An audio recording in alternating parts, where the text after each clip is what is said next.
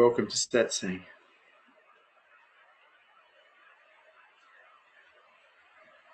Hello, Vishrant. Can you please talk about why was Osho Rajneesh so important to your spiritual awakening?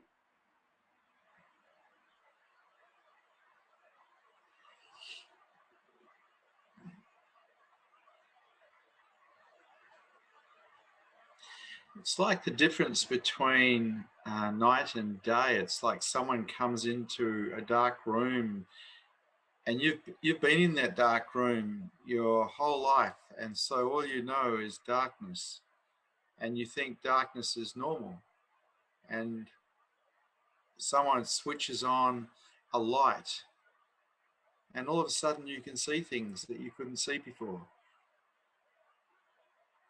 And you realize that you'd been in the dark room. Before, you didn't even realize you were in the dark room. You were unconscious to it all. And all of a sudden you can see things. And one of the things you see is how you operate, how your mind works, how dishonest you've been with yourself in so many different ways. Because there's so much light now, there's so much that can be seen that couldn't be seen before. And so Osho came into my life when I was 28 years old, and I went and lived at the ranch in America, in Oregon, with him for 4 months, and it was just like the lights came on. It was a complete change in life. It gave me a completely different understanding of how to be in the world and what direction to take in the world. Because up until that point, I had been a businessman and I'd been relatively successful. At the age of 28, I'd retired to a large degree. Business is running by itself. I didn't need to be there. I'd replaced myself. And I'd thought that it was all about, winning. I was brought up in a capitalistic society, and it was all about being successful and winning.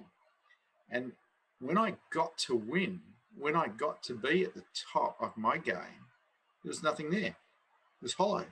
It's like I'd been conned that all we have to do is win in life and we're going to be happily ever after. Then it's just not true.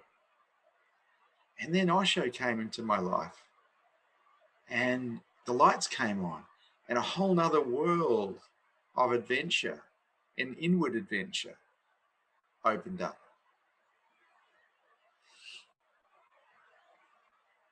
And about 3 years after that, or maybe longer, maybe 5 years after that, I was with Osho for 8 years altogether before he died. I started to find heart, and that was another world again, which was a result of being with him, because he opened me up enough, or he showed me enough of me so I could open myself up, that I started to experience unconditional love. And then another whole world opened up. The world of business, in a lot of ways, became repugnant to me. And I wanted to be involved in helping people, or helping the planet, or helping plants, or helping animals, or helping it's just, this is how the heart affects you.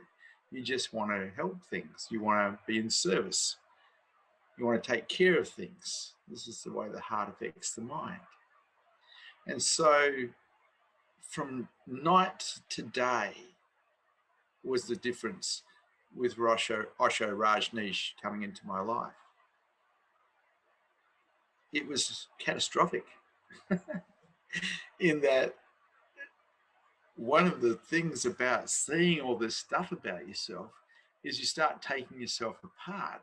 You start dropping things off, like all the defense systems, all the things that are in the way of higher consciousness. You start removing them, and it's an undoing process. And so rather than a building up process, bigger, better, and more powerful, like personal growth. Spiritual growth or higher consciousness growth is an undoing process. You're taking things away. You're becoming less than rather than more than. And what an adventure that is.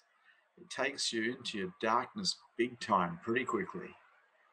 And we all have it. We all have pain bodies. We all have trauma. We all have parts of our mind that are unsavory.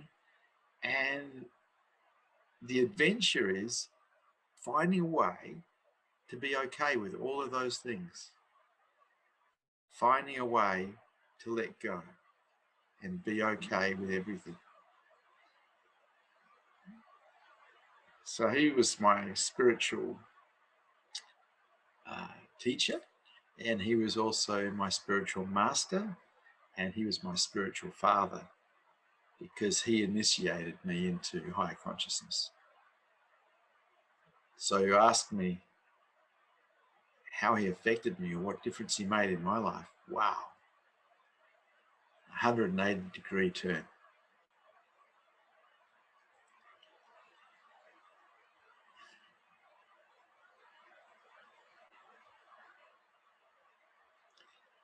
Thank you, Tosh.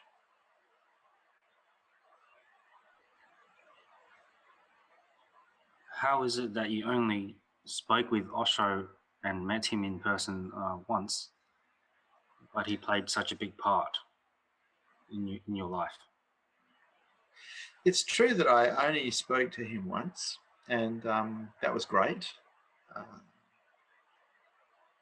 Amazing to be in the presence of someone who's awake and to be able to talk to them. It was a real gift. But up until that point, I had been listening to his tapes and watching his videos and practicing his meditations. And even though I couldn't speak to him when I was at the ranch for 4 months, I could feel him. And then I spent the following year, I came the following year as well and spent another 4 months at the ranch and did his mystery school, and I could feel him. And in his presence, there was so much I could see. There's so much clarity. And this is what happens around awake people. Satsang allows clarity. It allows the mind to settle down, to open up. But getting close to him was very difficult, because by the time I became a Rajneesh sannyasin in 1983, he had hundreds of thousands of sannyasins. And when I went to the ranch in 1984, I think there was like 20,000 people there. And so you'd have 20,000 people at Satsang. It's like, you couldn't get within 100 meters of him, but you could feel him. And to me, he was kind of like this God, but he wasn't a God. He was a man who had woken up, and there was a beingness there on display, a Buddha field. And he was very charismatic, and he was a great storyteller, and he mesmerized me into silence, into stillness.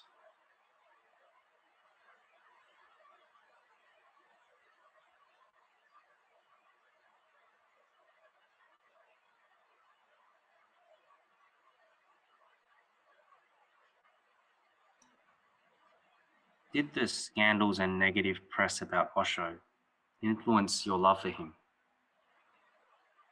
No, not at all. I was there when all of that began. I was at the ranch, and I interviewed him about that and asked him about it. And my impression was that he didn't really know what was happening, that he'd been in silence for 3 or 4 years, and that all of these shenanigans had been happening without his knowledge. And I interviewed, because I had a press card, I interviewed everybody involved that I could, and I got a strong impression that he really did not know what Sheila and her crowd were up to. He was in silence and stillness. And we also got the impression while we were there that his doctor had tried to inform him as to what was happening, and his doctor had been poisoned a few times. And in a way, it was all very shocking that this had occurred. But I don't recall any point in time that I doubted Osho.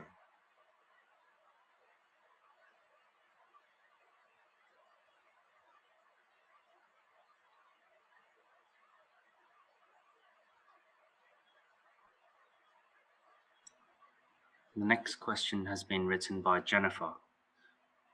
There's a saying that goes something like, when the student is ready, the master appears. Can you speak to this? Yeah, well, now we're really moving into the unknown here, because I don't know. It seems to be true, but I just don't know. Unless something is my own direct experience and knowledge, I really put it in the maybe column. In the world of spirituality, there's so much rubbish. That's a good way of putting it. And it's best to trust your own experience, your own knowing. You can look where people are pointing. You can go, maybe that's true. But the moment you take anything on as a belief system, you've put yourself into another prison. You're better off just trusting your own direct experience. So when the student is ready, the master will appear may be true. I don't really know. People don't like not knowing because it makes them feel insecure.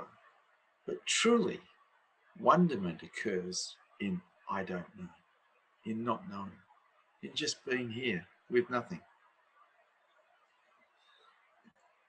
Try it.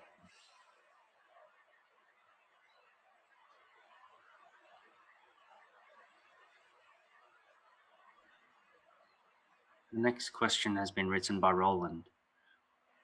I went on a Vipassana retreat and came in contact with a spiritual master, and I'm pretty sure that he made my body blow away with the wind. Did Osho ever talk about this? So that would be from the mind's perspective, the mind witnessing the body. My experience around awake teachers was that my mind would disappear and I'd still be there, but the mind was gone. I was basically experiencing no mind. And with no mind, there was also no sense of body. There was just being here, pure awareness without body or mind. And I found the same thing occurred in deep meditation. If I was meditating for long enough, I'd find the same place. To find that place in meditation, quite often I'd have to meditate for hours.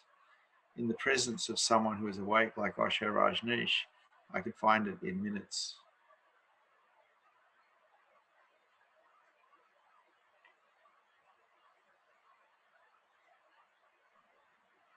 The next question. Do you think Osho's dynamic and Kundalini meditations helped you towards enlightenment? Once again, I don't know. But if I add it up, if I added it up properly, I would have probably done 5 years dynamics and 5 years Kundalini altogether, if we're counting it every day. Eventually, I found sitting was my preferred meditation, just sitting and watching the breath, or sitting and watching the mind. But I did about 5 years Kundalini and 5 years dynamic, and it kept me very fit. Because if you put your totality into it, it's a good workout.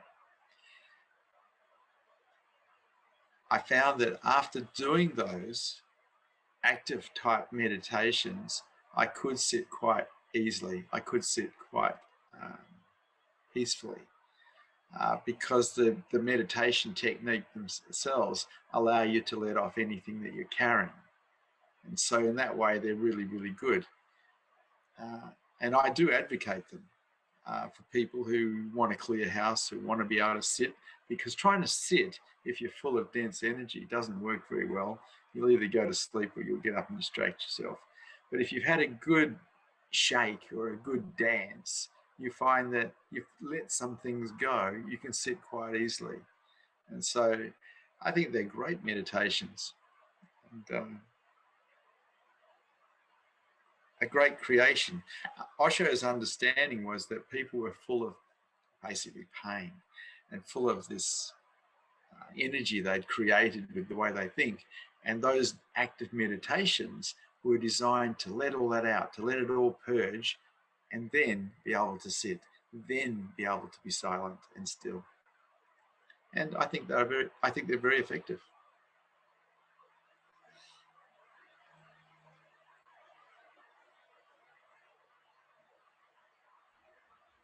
Next, Abhay would like to ask a question. Hello, Abhay. Hi, Vishrant. Can you please explain what does Osho mean when he says, I will be waiting for you for eternity, either in this body or out of the body? Yeah, you got to understand that that's a bit of a play on words, because Osho knew himself as beingness because he was awake, he was enlightened. And beingness was never born and cannot die. That's not possible. And so you could say, once you know yourself as truth, once awareness is aware of itself and enlightenment has occurred, you could say, I am eternal, because you're always, always, always here. And so in a way, talking from beingness rather than talking from the body-mind, you could say, I'll be here forever. And it's true. It's true. But from the mind, from the body, mind perspective, well, that dies. Everyone dies. Everybody dies. But what we are, what we truly are, can't be touched by death because it was never born. And Osho was talking from that space.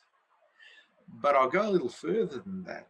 As far as his message is concerned, as far as his message of the new man, absorbed the Buddha, that is still being transmitted through those sannyasins who have woken up and are teaching the teaching.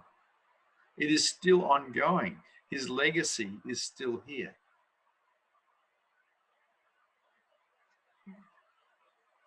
Thank you, Vishrant. Thank you very much. Thank you, Abhay.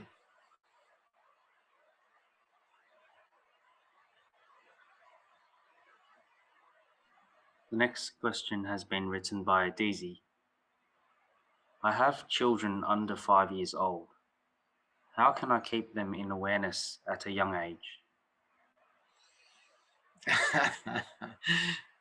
I raised 3 children, and look, I just let them be kids, you know. They came to my satsangs, they sat on my lap when I was holding satsang, and they fell asleep on my lap while I was holding satsang. But they're just kids, so I let them be kids. They learn how to be free simply by watching their dad be free. They copy us completely, you know. Everything we do, they role model off. And so it's not a bad idea to be a good person, to role model that to them. It's not a bad idea to be a spiritual person, role model that to them. A person who's free, carefree, happy, squeezing the juice out of life, because they're going to copy you. But trying to control them, trying to make them more aware, I don't know. Let them be kids. Just let them play. If they're lucky, they'll learn to play for the rest of their lives. Unfortunately, most humans get serious at some point and become a little bit stuck. There's nothing to stop anyone from playing forever, because what else is there to do on this blue ball that we're floating through space but play? Raise your consciousness levels, wake up and play.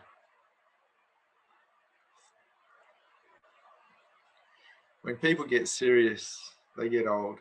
In their minds, they get old. Stay loose. Stay free. Keep dancing. Keep celebrating life. And show them that.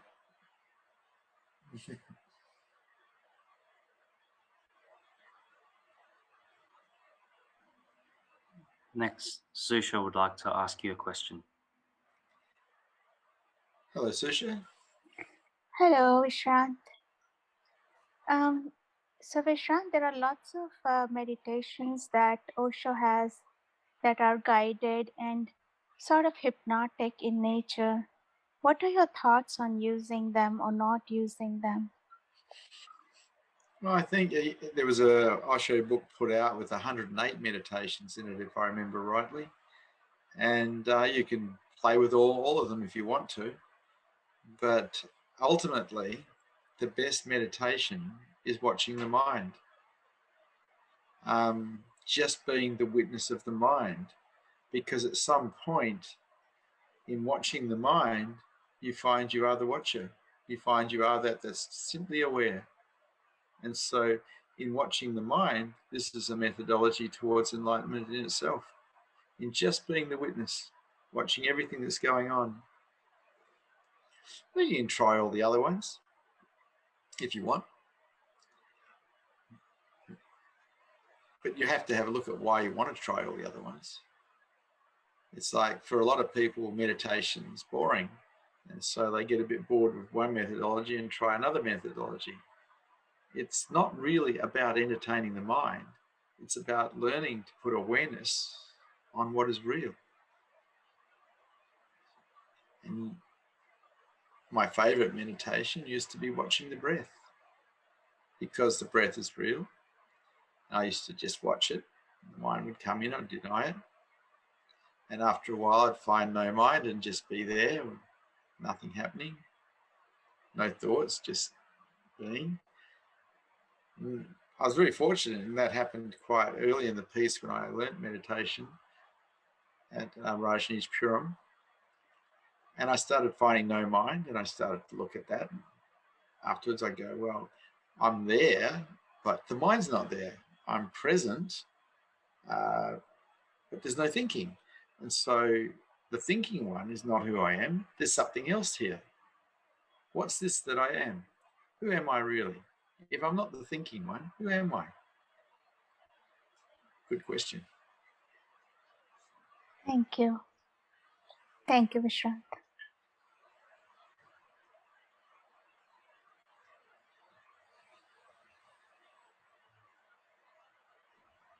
The next question has been written by Jorge.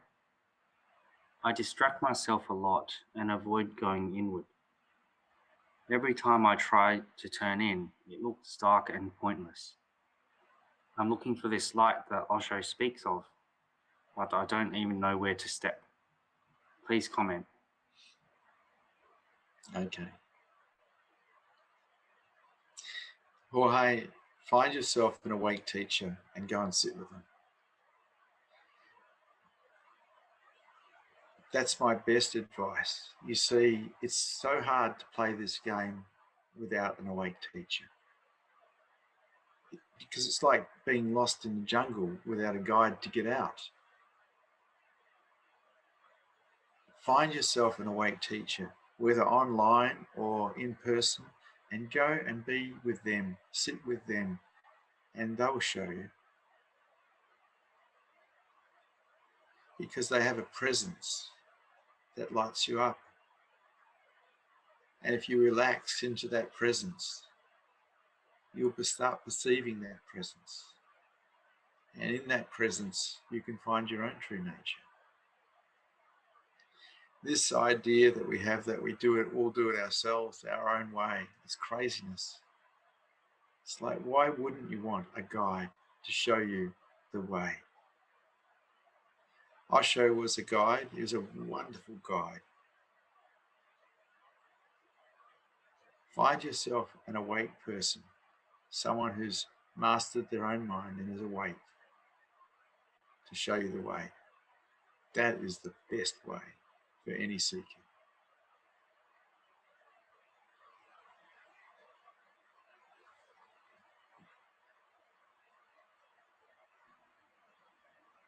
Abhay would like to ask you a question.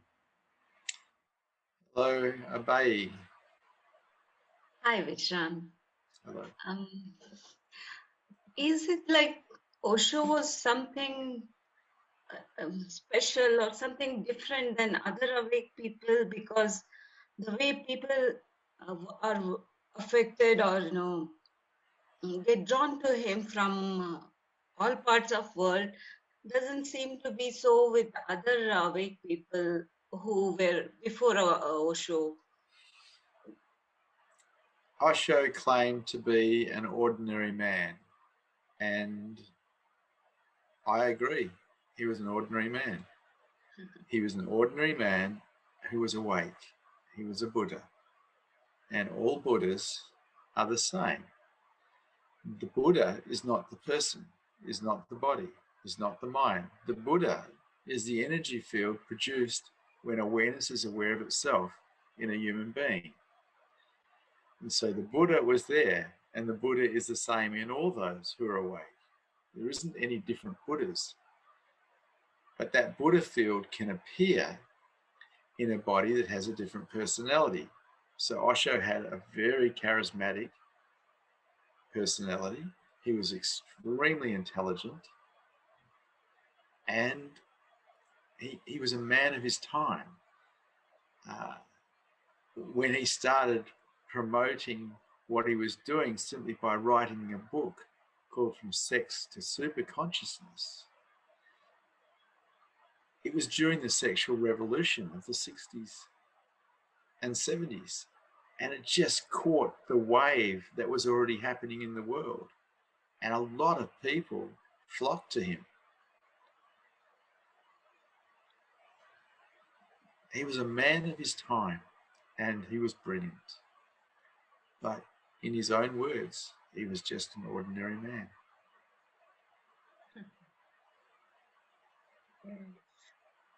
Okay, I think that was the interview you had interviewed Osho, and this was the question there. Yeah. Thank you, Vishrant. Thank you very much. Thank you.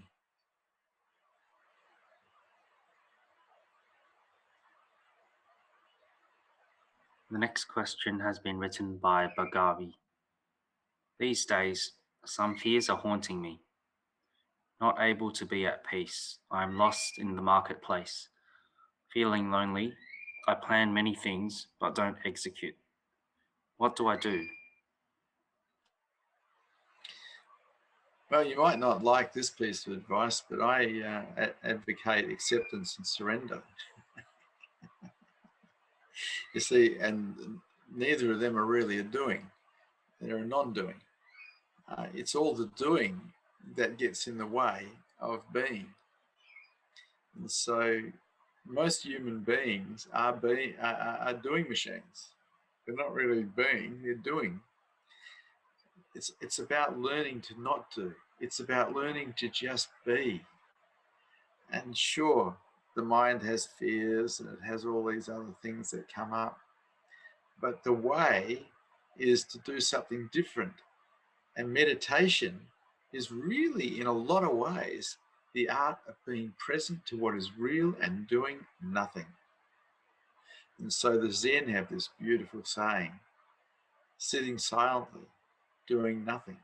Spring comes and the grass grows by itself. But most human beings can't manage that. They have to do something. They're constantly wanting to do things. In your case, you're planning to do things and you're not doing them, but The planning itself is a doing.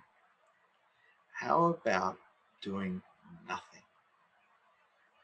How about just being present? And see where that takes you.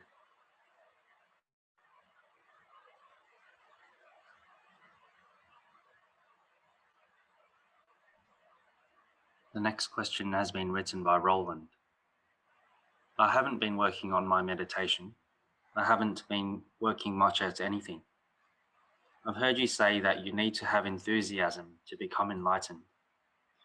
When will I start to care enough about my family to see it through? It seems like since I've started down this path, my desire to do things have lost their appeal. So that was a statement, not a question.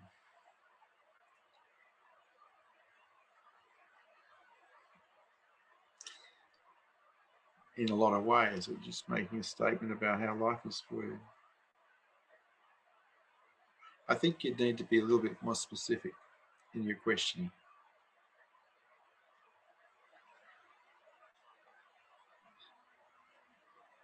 The next question has been written by Manasa. To be in the Buddha field, is it necessary to be close to the awakened person physically? Being in India, how can I feel your Buddha field? Tune in right now. The Buddha field is always here. Awareness is aware of itself. It is transmitted through the screen. I do not know how that occurs, but it does occur. Tune in. Relax. Let go. Let your mind expand.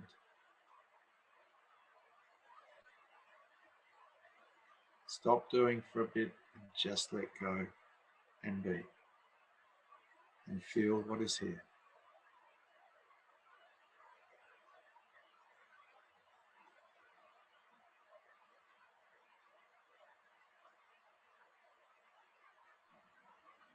Next question. How did you benefit from Osho's therapy encounter groups? Yeah, I did a lot of mystery school with Osho. I was trying to add it up the other day. I think it was about 18 months altogether in mystery school, Osho's mystery schools, doing different types of groups and different types of therapies. And basically they were all dismantling the Vishrant, all taking the Vishrant apart, taking down different parts that were in the way, having a look at limiting belief systems and removing them, opening up. I mean, really, it's about opening up. And all of the groups that I did were about opening up and finding that silent, still awareness that's inside. And so I can't say how much it did for me, except that it slimmed me down to nothing, because it's an undoing process. It's not a doing up process, it's an undoing process until there's nothing in the way anymore. And so I loved the journey.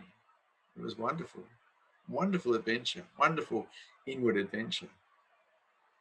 And it didn't finish when I stopped going to Osho's mystery schools. It continued until there was just nothing, nothing and nothing.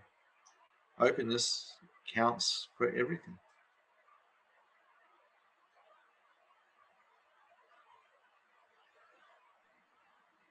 Next, Abhay would like to ask you a question.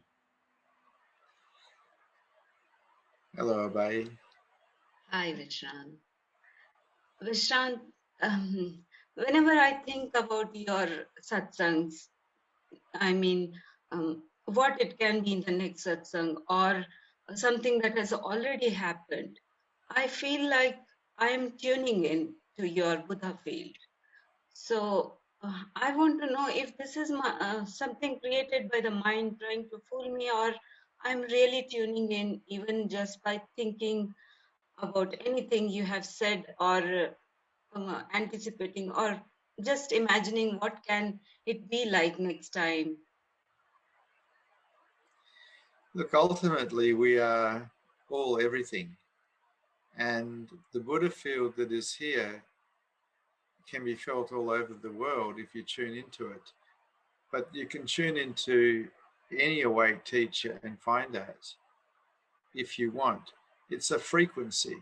And when you tune into it, you find your mind starts expanding. You start finding a certain stillness and silence and peace. And you're tuning into the Buddha field, but you're also tuning into your own true nature, because you are that also.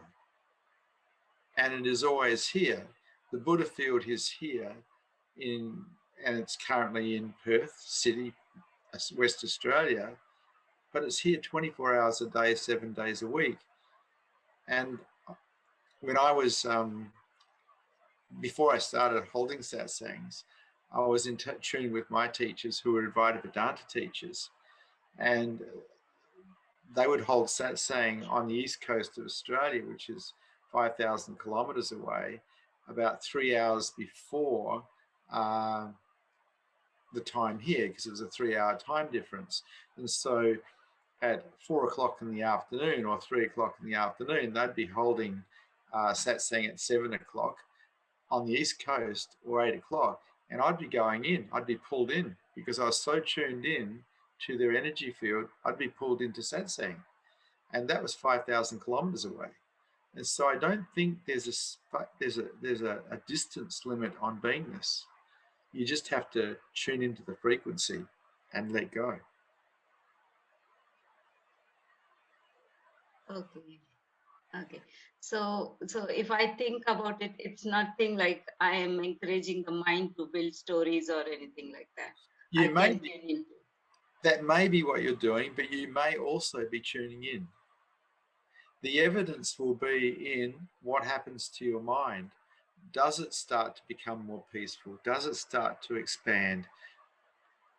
What's actually happening to your own mind when you tune in? Okay, I will observe that. Thank you very much, Vishrant. Thank you. Okay.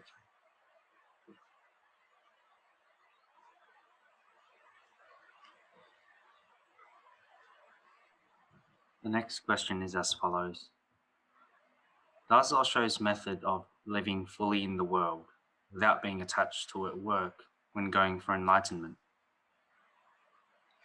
You know, you can't live in the world as an ego and not be attached to it, because it's the ego's nature to be attached to everything. The only way to go beyond detachment is to wake up. The ego tries to not be attached, and then it gets attached to not being attached. It's the nature of the ego to be attached. You want to go beyond, you have to find yourself as truth. You have to find that is aware and become aware of it. And then everything drops away. Because it's obviously not real, and it's really clear that anything you hang on to is going to hurt you. You hang on to nothing. So people start finding beingness by turning awareness back to itself, and they try and hang on to that. Well, the moment you try to hang on to that, you go back to ego-based reality. You cannot hang on to anything. Find yourself as pure awareness by turning awareness back to itself, and the mind lets go.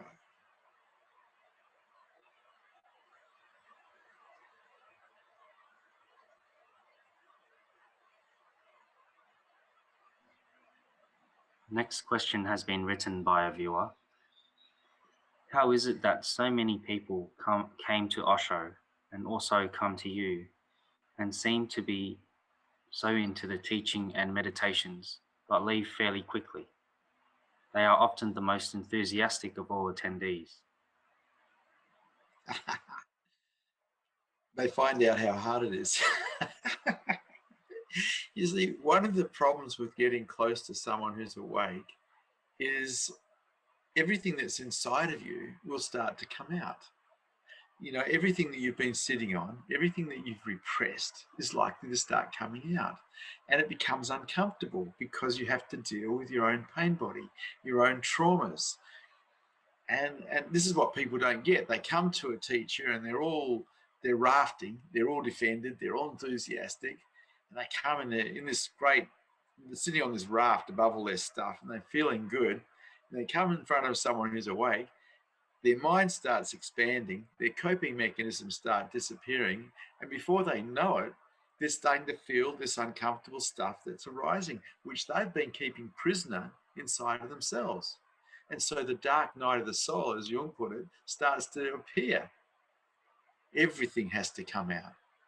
The body and the mind need to become sattvic. And so you come around an awake person, and that happens. Everything starts coming out. But people aren't looking to be uncomfortable. So they start getting uncomfortable and they run away. And they go try finding it somewhere else where it's comfortable. There is nothing comfortable about dealing with your own wounding, with your own darkness. It is uncomfortable, and it is for the courageous. This is why all teachers teach acceptance, because you have to accept what's happening to you. You have to accept this as it leaves. You have to accept that you're going to go into the darkness, that you're going to see things about yourself that you're really not going to like. You don't actually survive as this raft that you've produced, that you present to the world as you. That doesn't happen. That gets dismantled. And you get to be vulnerable. And so people who come enthusiastic, who are rafting, quite often run away when they find out how hard it is, or it starts getting uncomfortable for them. And they'll say all sorts of things about teachers and teachings because they don't have the courage to face what's inside of themselves. This game of higher consciousness is for the brave.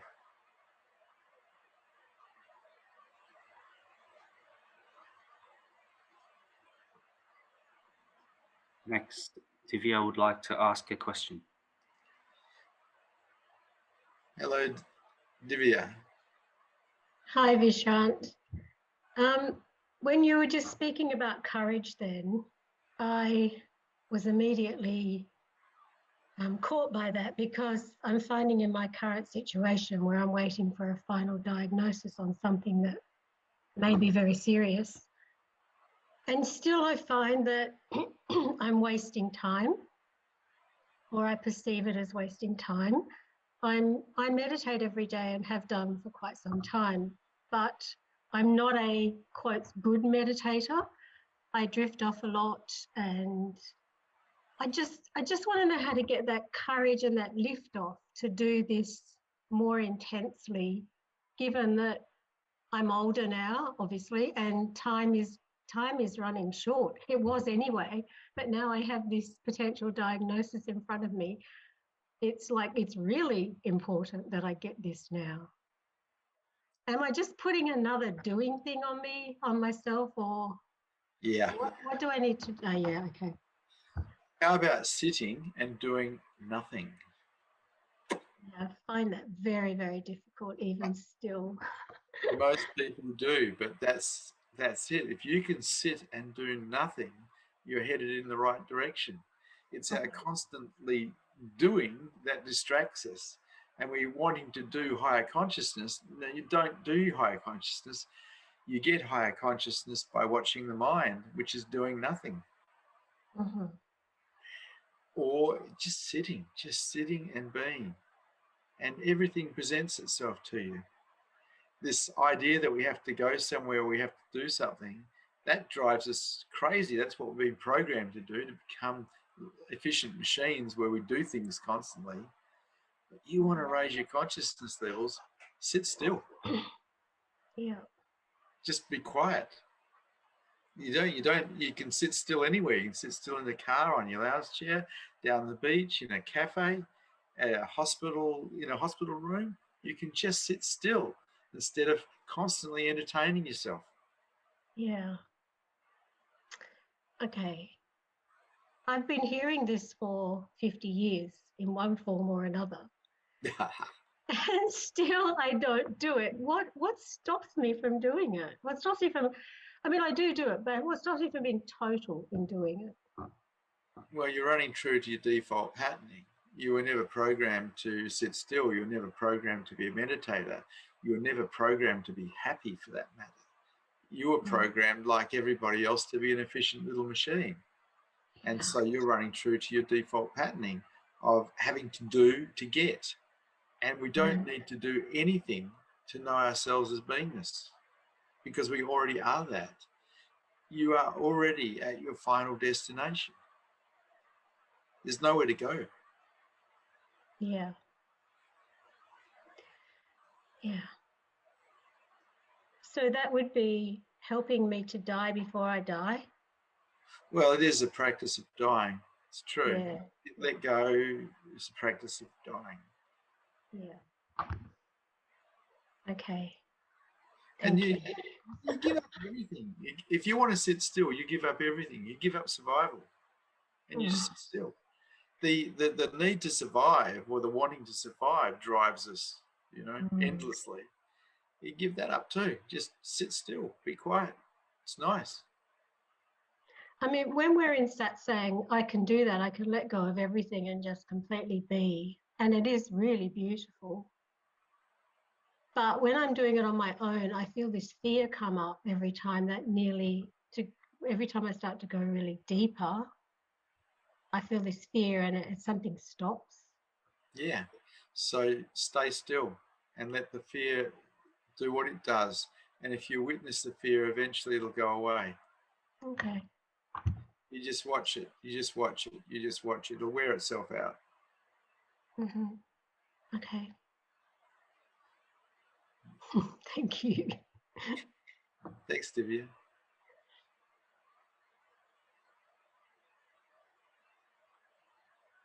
The next question has been written by Daisy. He's asking the question, am I aware, sufficient enough for self-inquiry? I used to like the question, who's aware or what's aware, better, because once you discover what yourself as awareness, even a small satori, you realize it's not an I, it's not a person, it's more of a what than a who. And so I used to ask the question, what's aware? And I did self-inquiry for so long and so many times. Eventually, I even took out the word what and just said aware, and awareness would turn back to itself. But that was after a fair bit of practice. And so what's aware is probably the best.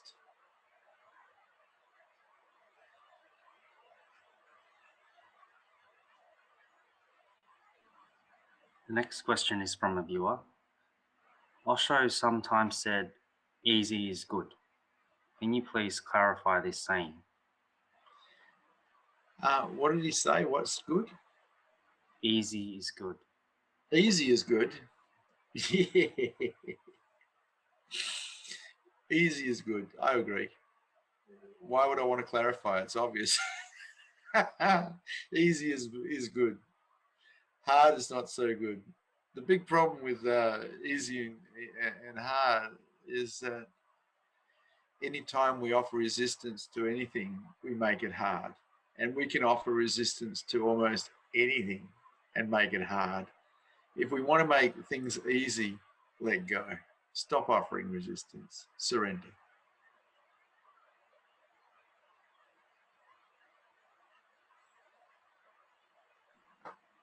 The following question has been written by Jennifer. I've noticed during satsang how the mind starts to settle. I drop into my body easier. I notice how much tension and pain it holds from all of the resistance and traumas of life.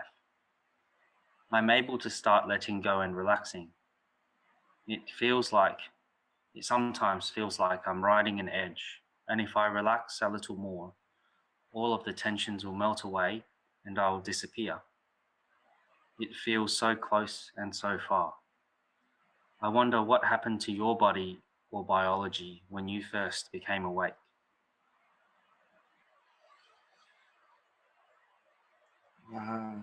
When awakening occurred, I sat still. I was so profoundly silent and so profoundly still. I sat still for about 6 months. And during that period, I lost everything. In the material world, it all went away. Lost my money, my reputation, my business, my client base, because I was working as a naturopath psychotherapist. Clients would turn up and they'd sit there and I wouldn't talk. They'd go away, not come back. And my wife left and she took the kids. Everything left, but nothing moved inside. Just this profound silence and stillness that was just so vast. The body atrophied to some degree because of lack of exercise. And then I was invited to come back out in the world by one of my teachers, and I did. I came back out into the world and started to practice being human again, because I'd stopped in a lot of ways appearing human, in that I used to just stare into space for hours on end without blinking, because my mind was just totally quiet and resting in beingness. And so I had to learn to blink and look away when I talked to people so I didn't frighten them by staring at them for too long. Awakening was very profound.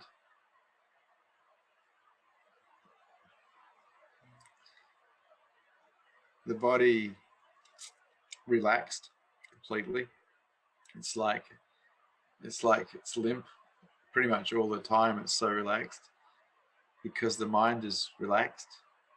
And if you look at that, that's just vulnerability, really. And it's really beautiful to rest in that.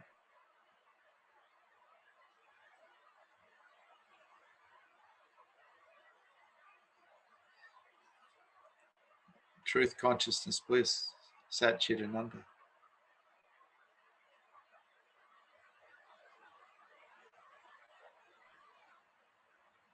The next question has been written by Roland. When images and thoughts pop into the mind, should I watch them and allow them to pass on their own accord? Or should I change attention away from them to see what I can see or feel? Do I watch my thoughts or ignore them? Okay, so look, for me, I fell in love with reality. I prefer to have my awareness on what is real rather than on what I think. And so present moment awareness to what is real was quite important to me, even as a boy. I also advocate watching the mind, because in watching the mind, you get to see through it. You get to see all its defense systems, all its belief systems, all its hidden agendas. You get to see what it's really like. So in watching the mind, we become more conscious of the mind. And because we're more conscious of it, instead of reacting, we can start responding. But it's up to you. What works best for you is what's good for you.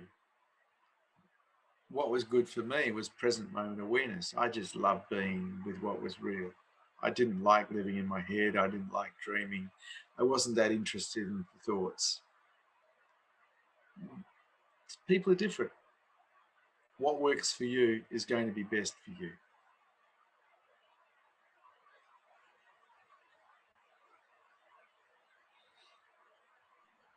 The next question has been written by Manita. Hi Vishrant, there might be pain bodies trapped in us. How to bring that darkness to light? By accepting everything as it is, accepting unhealed parts as it is. Please guide. If you've got pain body in the body, if you've got trauma, it will be triggered constantly, pretty much. And you'll have a whole pile of defense systems that come into play to stop you from feeling it, stop you experiencing it. Allow yourself to feel it. stop the defense systems, because you will be getting triggered by life. It's just how it is. If we're in the world, we're going to get triggered. Life can be a great teacher to us. It can show us where we haven't shown up inside ourselves yet with love and acceptance. Just take away the defense systems. You notice yourself contracting, notice yourself going into resistance to something. Stop resisting, stop contracting. See where that takes you. It's an adventure. Undo the defense systems and see where it takes you.